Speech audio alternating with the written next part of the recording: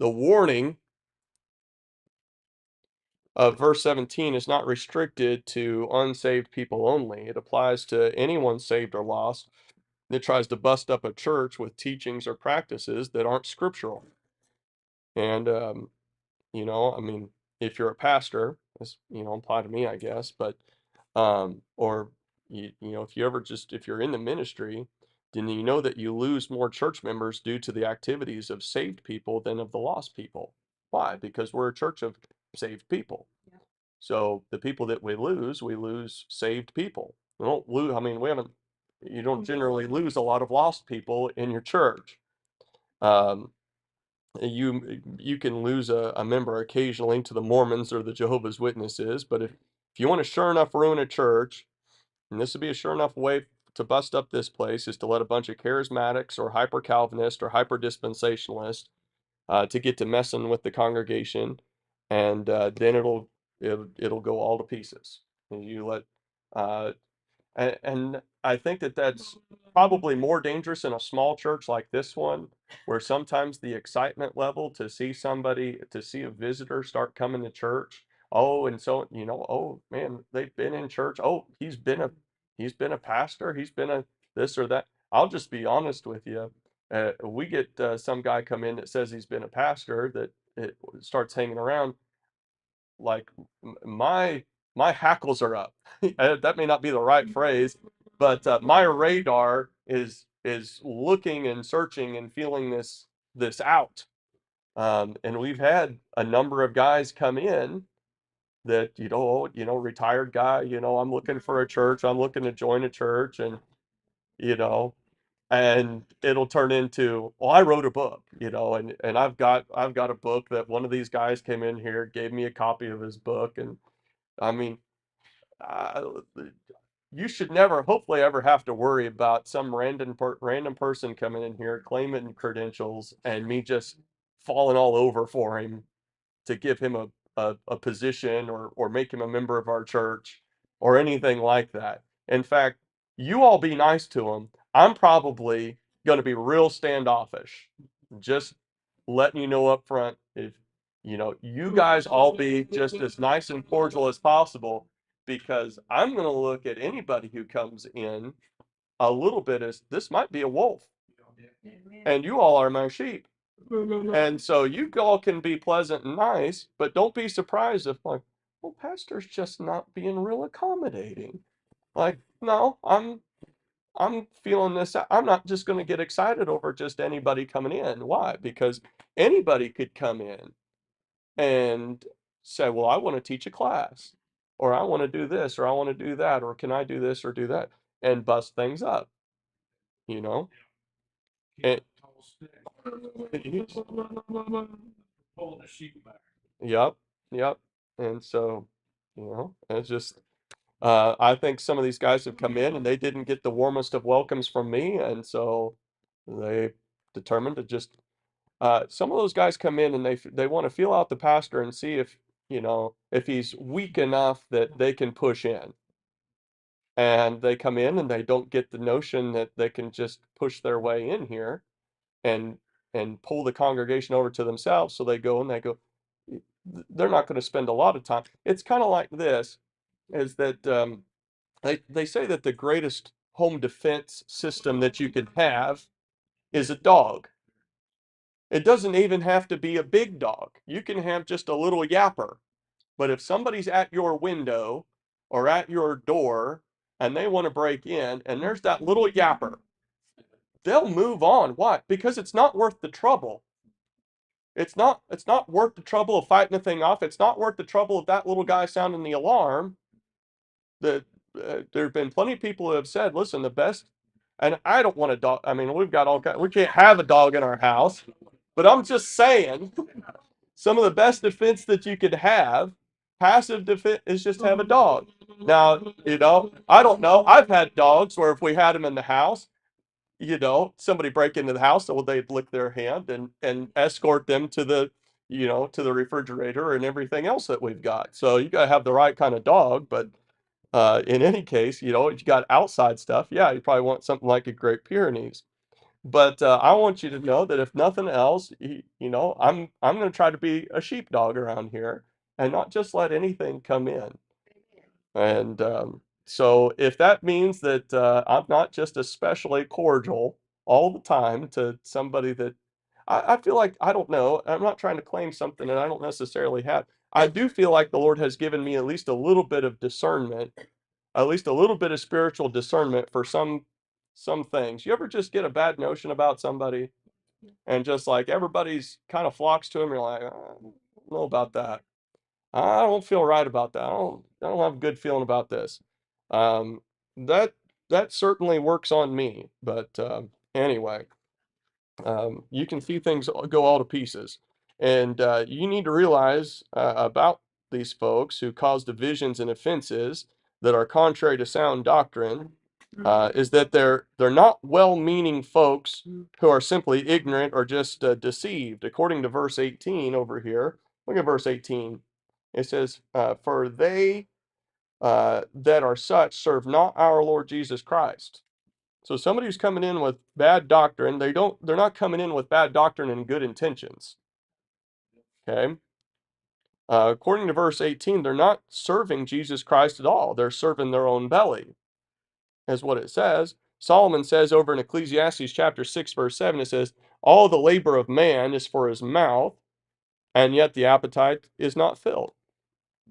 So there's some folks out there that they'll try to push their way in, to try to push somebody else out, because they're not interested in the church. They're interested in a meal. Go ahead.